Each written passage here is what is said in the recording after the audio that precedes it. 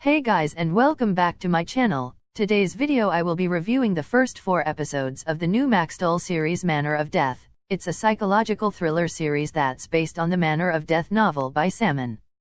This series has been in the works for a very long time, and so many of us BL fans were going crazy with wanting Maxdol to be cast for it, and we were so happy when it did happen. Maxdol have always been the kings of BL, and the storyline of Manner of Death fits them to a T. Episode 1 starts off with Tull's character Dr. Bun arriving at a crime scene to evaluate the scene, as he's a crime medical examining expert, and from the way his face contorts in pain, it's obvious that he knows the victim.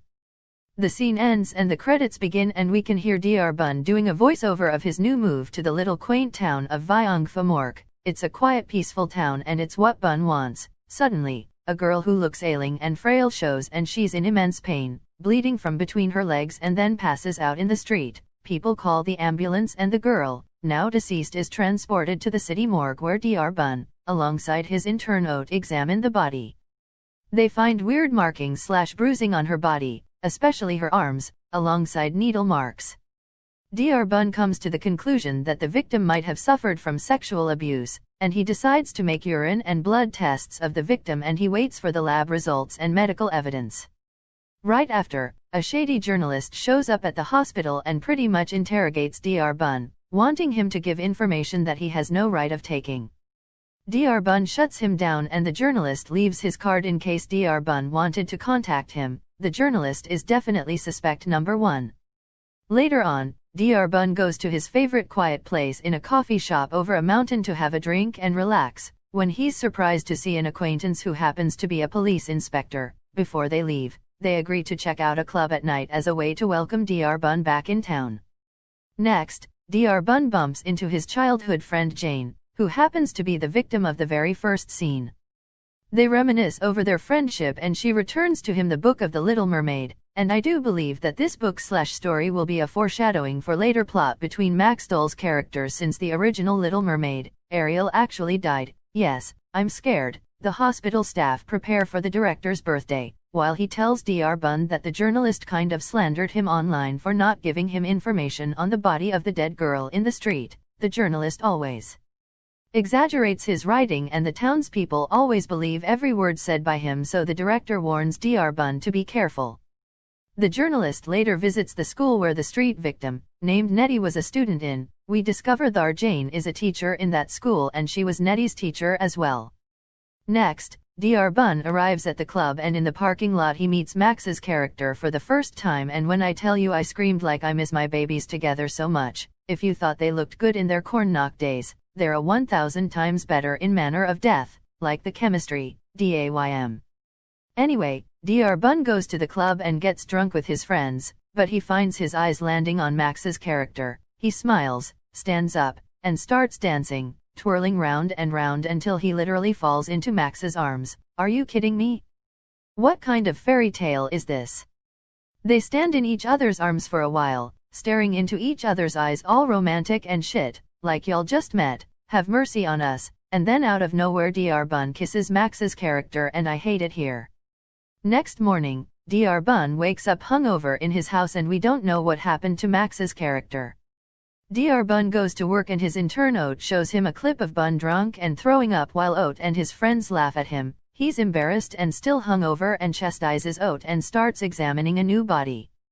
Later, Dr. Bun and Oat go shopping for clothes, and Bun meets an old friend of his named Pud, who's a prosecutor and another SUS character. I'm telling y'all, everyone is SUS. I fear I'm gonna turn out to be SUS as well because of this show. Next up, we get to the director's birthday party, and surprise, we meet Max's character, which is named Tan, and he's Jane's boyfriend and a teacher in her school, so he's bi. Dr. Bun is of course bummed because he obviously likes teacher Tan, but he tries to keep his distance for Jane. It's not working, however, because teacher Tan is not keeping his distance and keeps on getting close to Dr. Bun, being all flirty and shit. He also indicates that he remembers the kiss between them, and I'm dying when I tell you the chemistry between them is fire. Maxdol really are back. Next, Jane is fighting with Pud, and it results in Tan beating Pud up, and then leaving with Jane. Everyone is SUS, I swear. Tan takes Jane back home, and the next scene he's begging her, but she tells him to leave. Now, it's even more confusing and sus, I'm gonna reference Among Us a lot because sus. Later, Dr. Bun talks to Jane on the phone, and after finishing the call, he starts remembering his and Tan's kiss, and they're flirting at the birthday party and oh my god I'm gonna melt because of them. The next scene, it's morning, and Dr. Bun is called for another body. It's the dead body of Jane, the very first scene from the episode. He starts to examine her and deduces that it was not in fact a suicide as stated, but a homicide. The episode ends with Tan, her boyfriend, becoming suspect number 1, as most of the crimes that happen to women are crimes of passion done by the people closest to them, mostly lovers. Episode 2 opens with Jane's sister arriving at the crime scene. While it's revealed that Jane suffered from depression and was on antidepressants, Tan, who's supposed to be her boyfriend, didn't know or see any signs of suicidal tendencies on Jane and is very nonchalant looking, especially when he said that he needed to leave because he had a class to teach. Excuse you sir. Dr. Bun is immediately suspicious of Tan, with good reason. Next up, Dr. Bun is having trouble performing an autopsy on his friend, but he sucks it up and does it anyway because he has to and because he wants to know what happened to her. He's surprised to find the same bruises and needle marks that were found on the first victim Nettie we also found on Jane, and he starts to get worried and he decides to send hair samples to the lab, even though her urine samples showed the remaining of sleeping pills. Inspector M later finds out that Pud, Tan, and Dr. Bun called Jane before she died and he asks Dr. Bun about it. He says that he wanted to go see her but she said she was okay. They talk a bit about Tan and Dr. Bun states that there's something strange about him and he's right. His supposed girlfriend dies and he's all like chilly. Anyway. Next up, we have 2 students of Jane, a boy and a girl. They talk of the crimes and the boy leaves the girl having a late snack and goes home. Like, are you serious?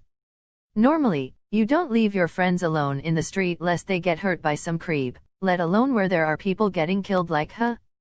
Later, Dr. Bun informs Jane's sister that her death wasn't a suicide but a homicide, and Inspector M is questioning teacher Tan on his whereabouts during the time of death, but he's unconvinced of his answer and very suspicious of him, with good reason too. Dr. Bun was listening in on their conversation and Tan tells him to ask him directly instead of eavesdropping. Dr. Bun tells him that he's suspicious of Tan and that he's gonna keep his eyes on him, and in turn Tan warns him that he's new in town and should be more careful, which in turn makes Dr. Bun even more suspicious of Tan.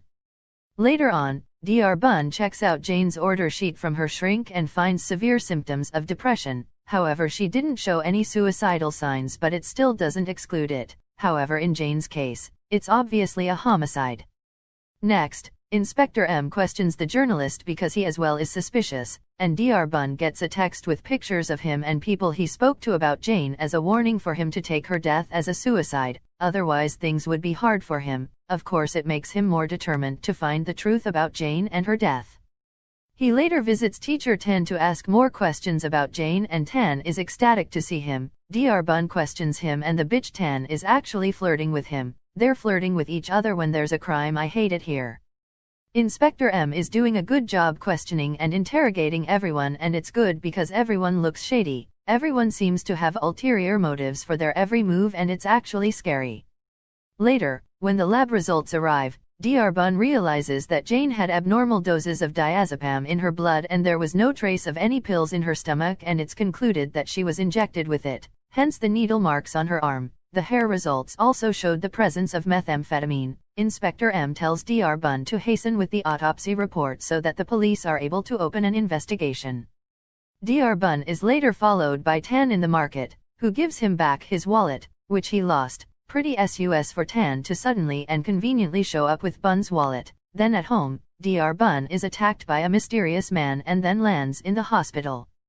This gives Tan a chance to get closer to Dr. Bun, being a good Samaritan and visiting Dr. Bun, of course to get close to him to keep an eye on him because of Jane and because he can't miss a chance to flirt with Dr. Bun. I'm not complaining though. And once again, the chemistry stop being so hot and flirty, like the way Tan gives Dr. Bun all these smoldering looks and that smirk. I hate it here. And Tan gave Dr. Bun a cute little cactus, which will be a constant figure throughout the episodes. I believe that Cactus is the only one to be trusted in this show.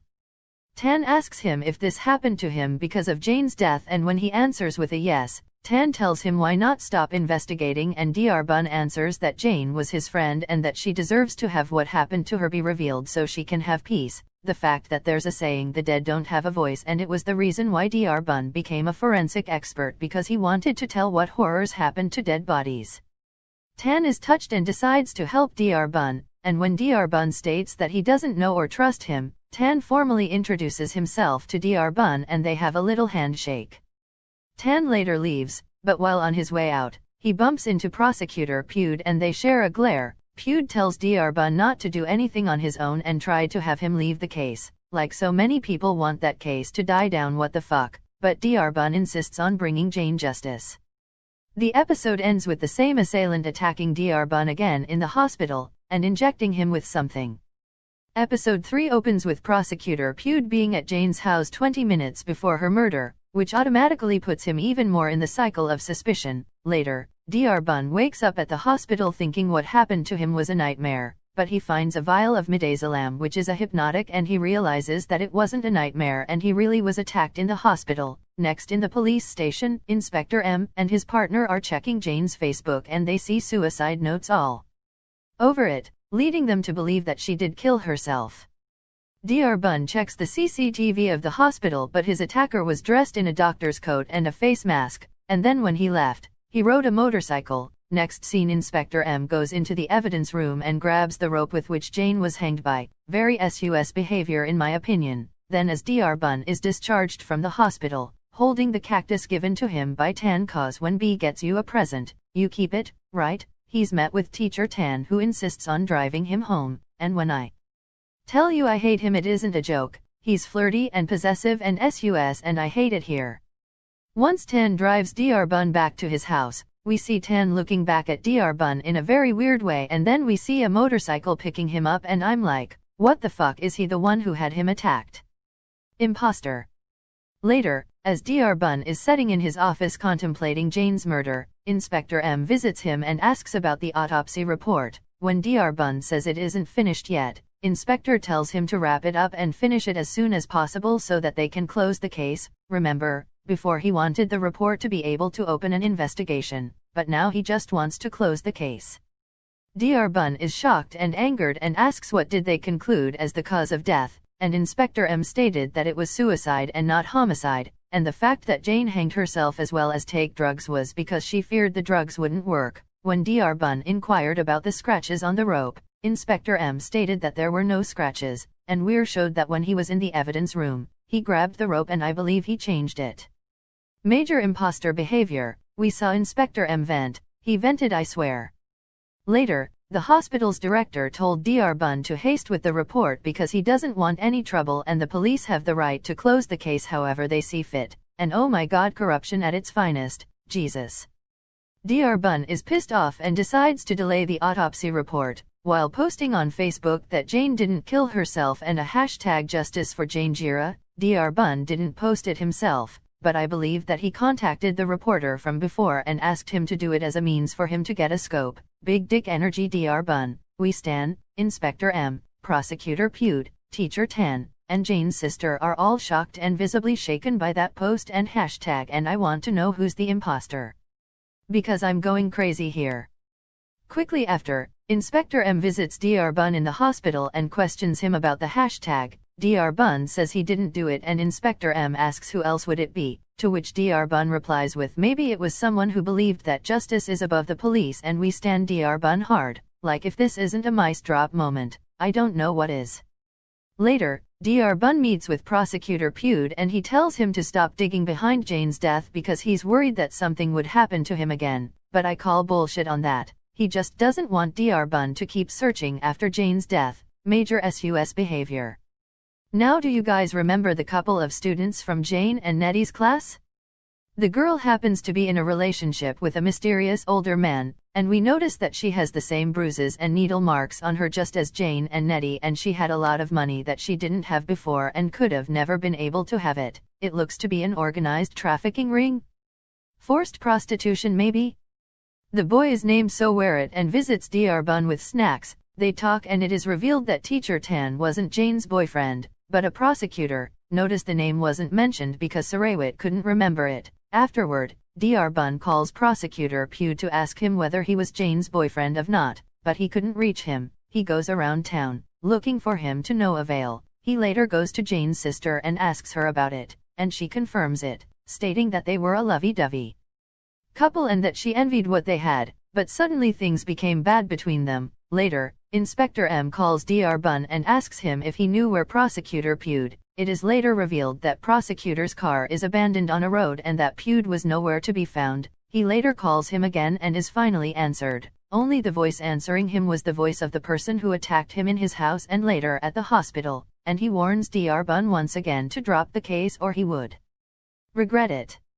Dr. Bun went to Teacher Tan, thinking he's the one who kidnapped Pugh, and demands to know where he was. Teacher Tan swears up and down that he had nothing to do with it. Dr. Bun doesn't believe him and leaves angrily, going back to his home. There, he's once again attacked by the same man, only to be saved by Teacher Tan when he suddenly showed up to give Dr. Bun back the cactus since Dr. Bun gave it back as he didn't trust Teacher Tan and didn't want any relation with him.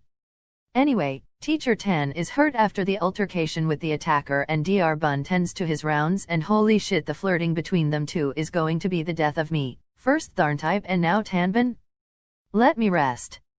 Teacher Tan insists that he's innocent and had nothing to do with Jane's death, and when Dr. Bun tells him it's time for him to leave, he refuses and insists on staying the night on the couch to protect Dr. Bun.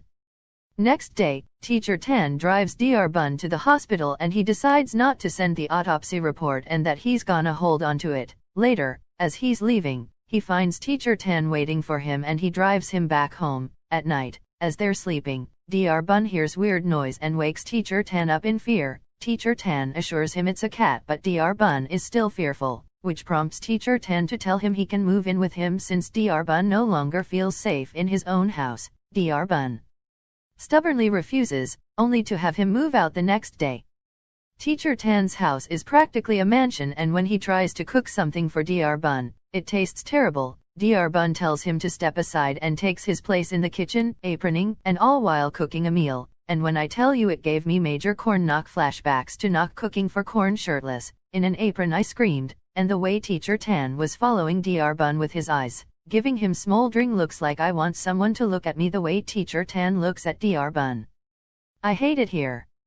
Next, they sit down to eat and the food tastes delicious, Dr. Bun giving off major wifey vibes. Tae-hee. When it's night time, Teacher Tan takes Dr. Bun to his room and it's revealed that all the rooms in the house aren't furnished, but the only room that is furnished is Teacher Tan's room. Like he's not even being subtle about it. I hate him. The episode ends with Teacher Tan saying that Dr. Bun can take the bed while he can take the sofa. Dr. Bun is having none of it and insists on both of them sleeping on the bed. Like the nosebleed I had was so much I became anemic.